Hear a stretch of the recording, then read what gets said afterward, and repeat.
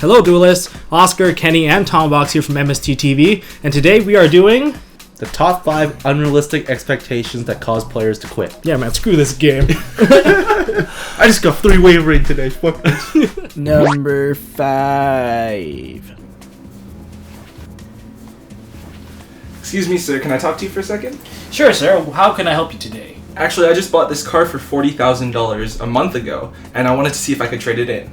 Sure, how much are you kind of expecting? Well, I spent $40,000, so I'd like to get $40,000 back. Hey Oscar, did you hear what this guy said? What? He wanted $40,000 for his $40,000 car. So the first reason we're going to go over is card depreciation. Some people who buy cards and they really want to quit because suddenly their cards are no longer worth money, that's sometimes the reason for them to quit. Yeah, that kind of happens. In fact, I think cards always go down in value. I played Teledad. Dark Arm Dragon back then was about almost $200. I paid $180 for this one. It's not even first ed, but it was definitely a very powerful card in the deck, and it's obviously why the deck was tier 0. I paid for it, I got my value out of it, and of course after the ban list it went down, and now it's like, what, a $15 card for this one? And then I also played like, I believe I played Plant Synchro, Tour Guide. Tour Guide Plants. I was like, holy crap, this deck is great. This was like $100. And now it's like reprinted all over the place. Yeah, and I played Necros, YCS Tacoma. This card would go for like, what, $120? And now it's not even $10.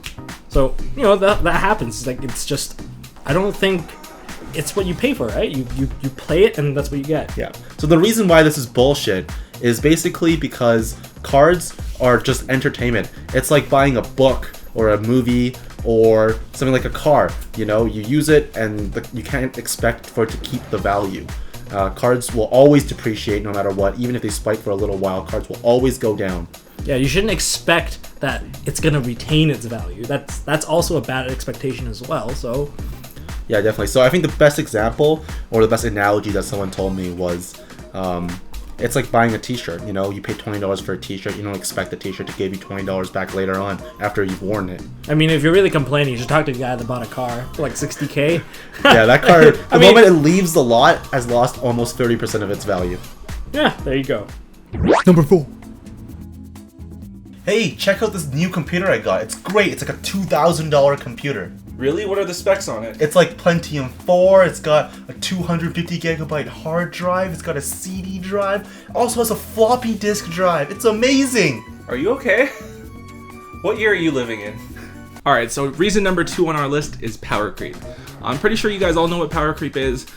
Basically, it's just cards that used to be strong or have a really strong impact in the meta just aren't as relevant anymore. Yeah, because a card that's just better than it, objectively better than that card came out. So a card like Castel, which power creeped out Black Ship of Corn. Right, we have other examples. So like a card like Dimensional Prison completely outclassed Sakuretsu Armor because it banishes the monster instead of destroying it. Also, we have cards like Eccentric Archfiend completely power creeping cards like Exiled Force, right? Because it's a pendulum and it has other effects. Yeah, so why it makes people want to quit is simply because, well, the cards they have are no longer useful. Konami is basically forcing you to buy new cards in order to continue playing the game competitively. Right, but frankly, this reason's kind of bullshit because the Yu-Gi-Oh! As a card game, it has to progress, right? We have to get somewhere, and the game has to develop and grow. I mean, can you guys imagine if we were stuck playing with Goat Control format for like the past 10 years? Like, no one would be playing Yu-Gi-Oh! Anymore. It wouldn't be anywhere nearly as interesting. Yeah, and also there's something called planned obsolescence. Companies that want to sell things, they purposely make products to be obsolete in the future. Otherwise, well, how would the company ever survive? How will Konami keep making this game for us? Right, so they have to make new things that are constantly going to be better than the old things in order to keep business going and to keep the game interesting. Number 3. Oh hey, you know, I want to go into boating. Absolutely, I have everything you need to get started. What's your budget? What are you looking to spend? Well, let's see what I got. I have a pack of mints and about 66 cents. You know, what kind of boat can I get? Are you serious or are you kidding? No, for real. Alright, so the third reason why people quit Yu-Gi-Oh! Is they think the game is way too expensive. And I believe that reason is bullshit. Yeah, absolutely. I mean, yes, although it's true that like top tier decks, tier 1 decks, they do cost a lot of money to play.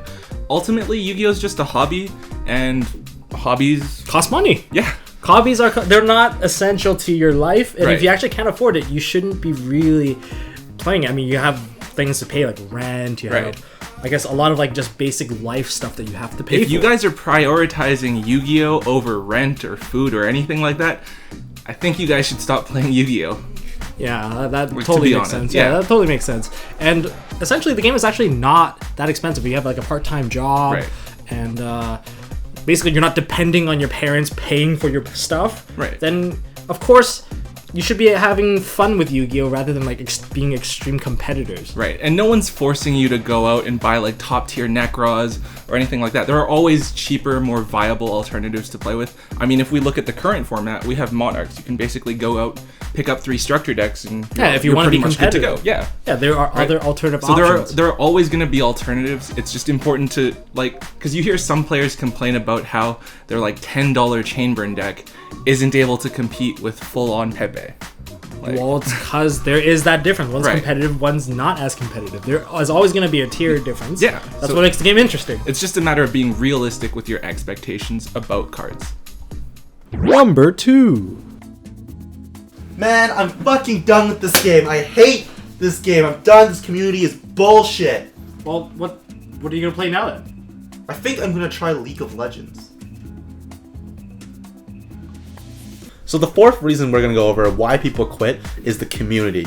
Now, some people experience some really bad people in the community who like shark them or just general assholes in general, and that makes them want to quit. You know, out of all the reasons here, although you can kind of say it's bullshit, but really this is actually one of the most legitimate reasons. Yeah, I also have to agree with Thomas. This is actually a more legit one that we're gonna talk about. But the reason why it's bullshit is because the community is toxic. Then I think that goes for most communities. Most communities have some level of toxicity.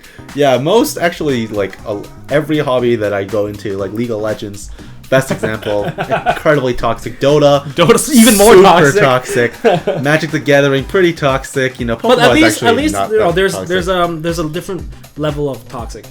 When it comes to like stuff like Magic the Gathering, there are groups that are like veterans that are willing to teach people. Yu-Gi-Oh, you see less so of these things going on. That's for sure.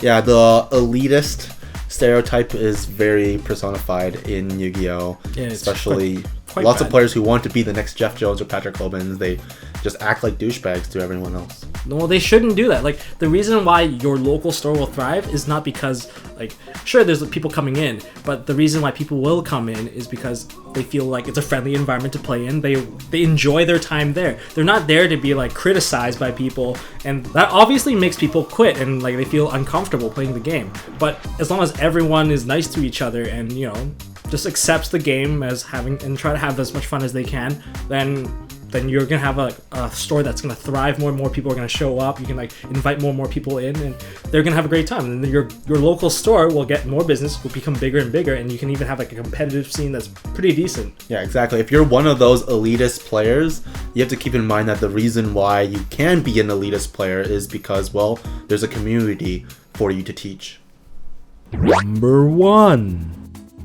I used to be with it, but then they changed what it was, and what I'm with isn't it, and what it is scary and weird, and it will happen to you.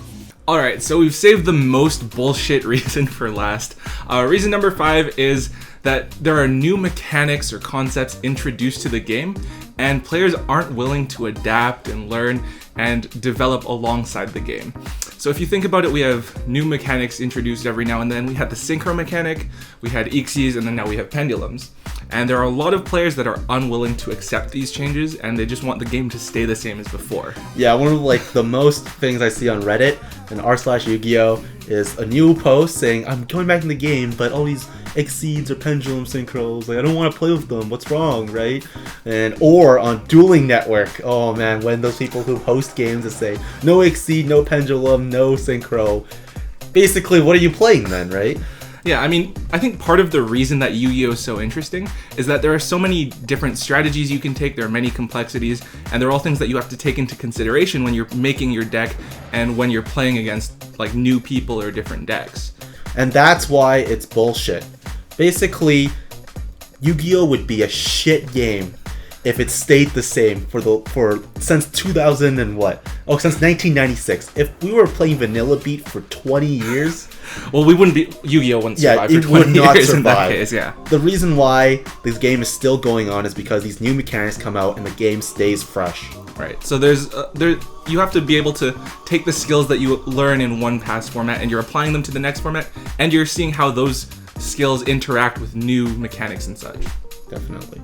If you want to play a game that just stays the same permanently, just play deck building games or, board games like Monopoly. That game has stayed the same forever. Yeah, I don't think Monopoly's ever changed. All right, guys, that's it for our top 5 reasons why people quit and why they're bullshit. If you guys got your own reasons, you can obviously list it in the comments down below. Yeah, if you like this video, make sure you give us a like. And if you guys want to see more videos from us, please make sure you guys hit the subscribe button. And as always, don't forget to hold on to your MST.TV. Unless you quit this game. So the reason why this reason